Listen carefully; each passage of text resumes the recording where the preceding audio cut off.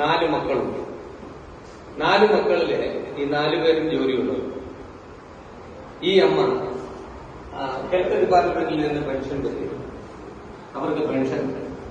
അപ്പൊ എല്ലാ മക്കളും ഈ അമ്മയെ നോക്കുന്ന കാര്യത്തിൽ വളരെ ബുദ്ധിമുട്ടുള്ളതുകൊണ്ട് ഒരു മകളുടെ വീട്ടിൽ പോയി താമസം. അപ്പൊ 3ാമത്തെ മകൻ ഒരു കംപ്ലൈന്റ് കൊണ്ടുപോകും. ആ 3ാമത്തെ മകൻ കംപ്ലൈന്റ് കൊണ്ട് കൊടുത്തതിന് ശേഷം എന്താ ചെയ്തത്?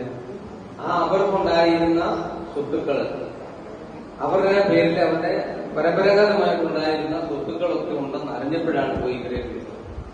അപ്പൊ പറഞ്ഞ ഈ അമ്മയെ ഞാൻ നോക്കിക്കൊള്ളാം. ഒടുവിൽ ഇവരെല്ലാവരും കൂടെ വഴക്കായി കഴിഞ്ഞപ്പോഴത്തേന് മൂത്ത മകൻ വന്നു പറഞ്ഞ അമ്മയെ ഞാൻ നോക്കിക്കോളാം, അമ്മയുടെ വസ്തു ഇതായിരുന്നു അവസ്ഥ.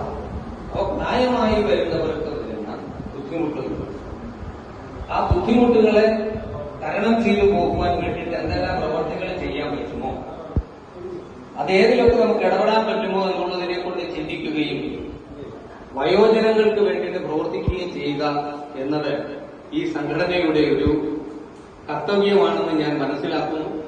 അതനുസരിച്ച് ഈ സംഘടനയുടെ പ്രവർത്തനങ്ങൾ വളരെ ഊർജ്ജമായിട്ട് മുന്നോട്ട് പോകട്ടെ എന്ന് മാത്രം ഈ അവസരത്തിൽ ആശംസിച്ചുകൊണ്ട് ഞാൻ എന്റെ വാക്കുകൾ ഉപസംഹരിക്കുന്നു.